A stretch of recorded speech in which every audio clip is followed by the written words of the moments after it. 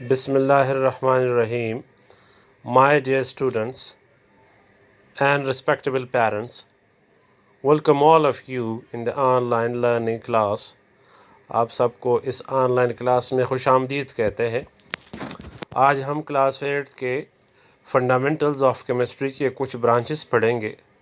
शुरू करते हैं इंडस्ट्रियल केमिस्ट्री से।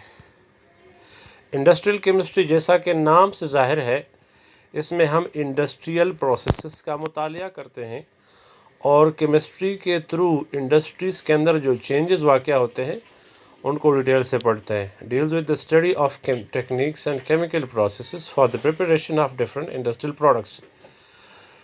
ये ब्रांच मुतालिया करवाती है उन टेक्निक्स का, महारतों का और उन केमियाई अवामिल का जो कि किसी ख़ास कारखाने के अंदर किसी ख़ास मसनूआत को तैयार करने के लिए इस्तेमाल होती है। मिसाल के तौर पर सीमेंट कैसे बनता है, इसके लिए रॉ मटेरियल क्या क्या है, ये कितने प्रोसेसेस में गुज़रता है, कौन कौन से अवामिल से गुज़रता है, इसमें कौन कौन सी मशीन, कौन सी ह्यूमन टेक्निक, ह्यूमन एफर्ट इस्तेमाल होती है, और ये जब हमें पहुंचती है तो फिर हम इस पे क्या करते हैं।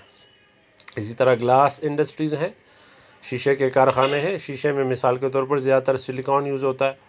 अब सिलिकॉन कहाँ से आता है, किस फॉर्म में आता है, इसको कैसे पॉलिश किया जाता है, फिर मशीन में जब डाला जाता है तो क्या होता है, मशीन के साथ सिलिकॉन के साथ क्या क्रिएट किया जाता है। यानी गोया कि इंडस्ट्रीज़ के अंदर जितने इंडस्ट्रियल प्रोसेसेस हैं वो सब इसका हिस्सा हैं।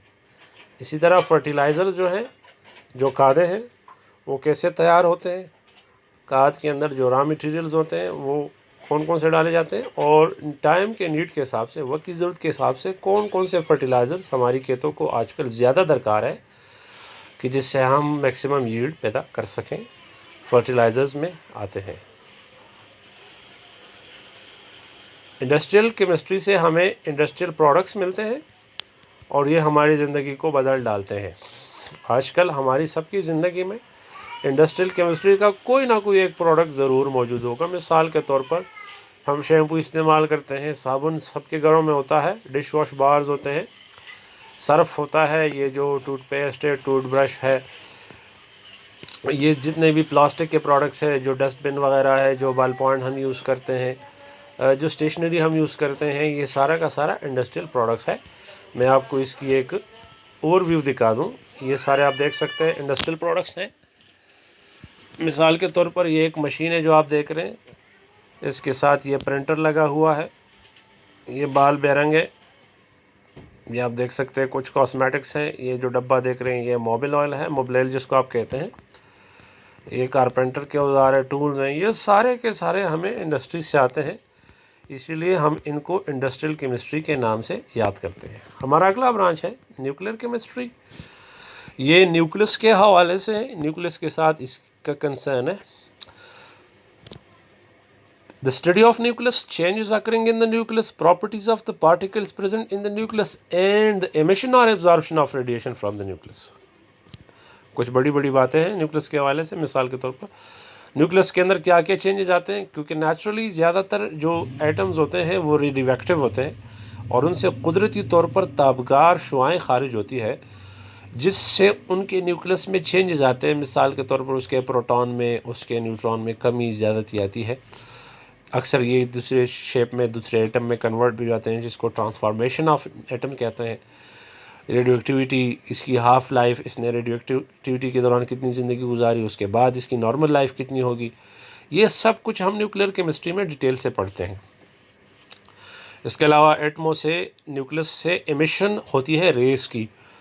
अब साइंस ने इसको क्यों डिस्कवर किया, या यूँ कहें अल्लाह ने इनको क्यों बनाया, क्योंकि इंसान इससे मुख्तलिफ़ ख़तरनाक बीमारियों का इलाज करता है। इस तरह के ट्यूमर हो गया, रसूली जिसको कहते हैं, उसका इलाज करते हैं। कैंसरस सेल्स को हम अक्सर न्यूक्लियर केमिस्ट्री के थ्रू ट्रीट करवाते हैं, क्योंकि ये रेज जो है ये कैंसरस सेल्स को टारगेट करके उसको ख़त्म करती है। और इस तरह ट्यूमर सेल जो हैं वो न्यूक्लियस के इमिशन ऑफ रेस से अक्सर हम रिमूव करते हैं। तो चूँकि ये इलाज का एक लेटेस्ट मेथड है, इसलिए न्यूक्लियर केमिस्ट्री पढ़ना बेहद ज़रूरी है। बायोकेमिस्ट्री जो है ये जानदार के अंदर केमिस्ट्री है, लेकिन नाम से ज़ाहिर है biochemistry. Chemistry inside the living organism, the study of chemical analysis, the synthesis, composition, decomposition and the reactions take place inside the living organism is called biochemistry.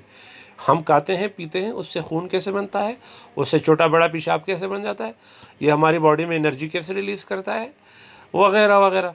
तो ये बायोकेमिस्ट्री हो गई। जानदार जानवर चारा खाते हैं, दूध में कन्वर्ट कर देते हैं, कैसे हो गया, ये बायोकेमिस्ट्री है।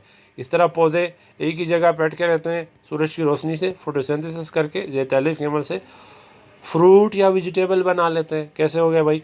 तो ये जो प्रोसेस है जानदार के अंदर, इसको बायोकेमिस्ट्री कहते हैं। बायोकेमिस्ट्री जो है ये हमारे लिए पढ़ना इसलिए ज़रूरी है क्योंकि हम तो पहले ख़ुद बायोकेमिस्ट्री की वजूद है। हम इंसान, हमारे अंदर अगर केमिस्ट्री रहेगी तो हमारा बायो काम करता रहेगा, चलता रहेगा। यानी कि इस ब्रांच में हमने बायोलॉजी को केमिस्ट्री के साथ मिला दिया है, मल्टी डिसिप्लिनरी अप्रोच है। दो सब्जेक्ट्स को हमने ऐड किया है और केमिस्ट्री को बायो के अंदर पढ़ना इस ब्रांच का हिस्सा है। बायोकेमिस्ट्री जो है ये एक और स्नैपशॉट मैंने ली है।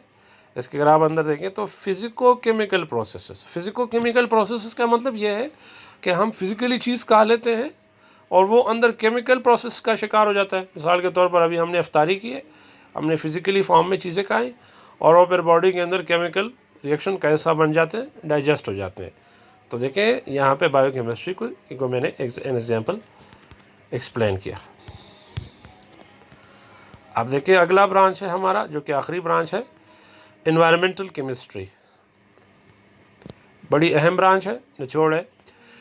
एनवायरमेंटल केमिस्ट्री नाम से ज़ाहिर है केमिस्ट्री का एनवायरनमेंट पे असर और एनवायरनमेंट का केमिस्ट्री पे असर।